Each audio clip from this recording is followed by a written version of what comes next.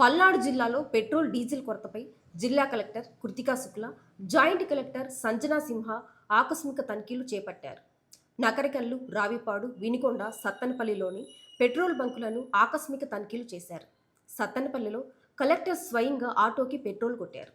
Petrol బంకుల్లో stock రిజిస్టర్ని పరిశీలించి petrol, diesel కృత్రిమ కొరత సృష్టిస్తే కఠిన చర్యలు తీసుకుంటామని పెట్రోల్ బంకు యాజమాన్యానికి కలెక్టర్ హెచ్చరికలు జారీ చేశారు.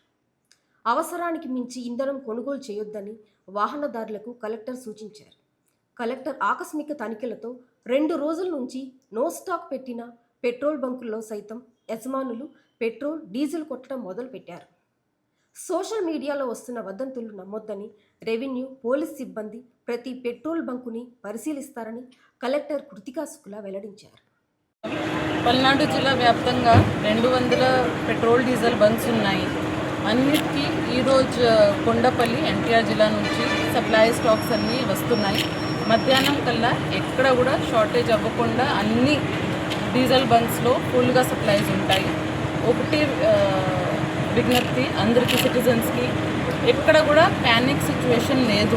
మనకి సఫిషియంట్ స్టాక్స్ ఉన్నాయి.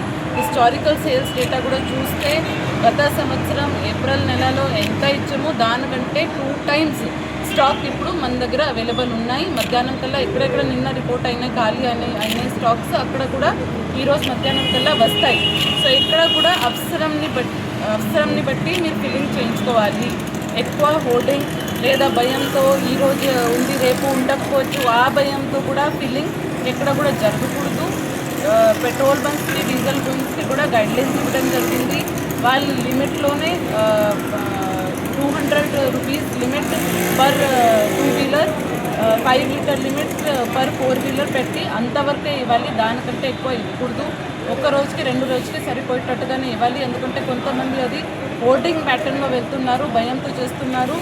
ఏ రాష్ట్రంలో కూడా, ఏ జిల్లాలో కూడా షార్టేజ్ లేదు. సో దయచేసి వార్ని బట్టి కొంతమంది ఫాల్స్ న్యూస్ స్ప్రెడ్ చేస్తున్నారు. వాళ్ళ మీద కూడా యాక్షన్ తీసుకోవడం జరుగుతుంది. ఎక్కడ కూడా కమర్షియల్ వాళ్ళు కూడా వచ్చి రిటైల్ అవుట్లెట్లో తీసుకోకూడదు. ఎక్కడైనా ఇక్కడ ఈ రకంగా జరిగితే పోలీస్ వైపు నుంచి ఎఫ్ఐఆర్ ఫైల్ చేయడం జరుగుతుంది. ఎసెన్షియల్ కమ్యూనిటీస్ యాక్ట్ కింద ఎఫ్ఐఆర్ ఫైల్ చేయడం జరుగుతుంది. స్ట్రిక్ట్ యాక్షన్ అవుతుంది. If anybody is trying to, commercial enterprise is trying to take diesel from retail outlets. False news కూడా ఎవరైనా స్ప్రెడ్ చేస్తే సోషల్ మీడియాలో లేదా ప్రెస్లో వాళ్ళ మీద కూడా యాక్షన్ తీసుకోవడం జరుగుతుంది. There is no shortage in supply. Demand normal ఏం ఉంది, లాస్ట్ ఇయర్ ప్రకారం, హిస్టారికల్ సేల్స్ ప్రకారం లేదా ఈ నెలకి ఏం నార్మల్ డిమాండ్ ఉండాలి దానికంటే ఎక్కువనే సప్లైస్ ఉన్నాయి. అందరూ దీంట్లో కోఆపరేట్ చేయాలి కోరుకుంటున్నాము. ప్రతి బంక్లో మనకి టీమ్స్ ఉన్నాయి. గవర్నమెంట్ వైపు నుంచి రెవెన్యూ డిపార్ట్మెంట్ సిబ్బంది ఉన్నారు, పోలీస్ డిపార్ట్మెంట్ సిబ్బంది ఉన్నారు. ఎవరికి కూడా ప్రాబ్లం ఉంటే, రైతులకి ప్రాబ్లం ఉంటే లేదా హాస్పిటల్స్కి జనరేటర్ పరంగా ఏదైనా ఇష్యూస్ ఉంటే దయచేసి వాళ్ళకి చెప్పండి.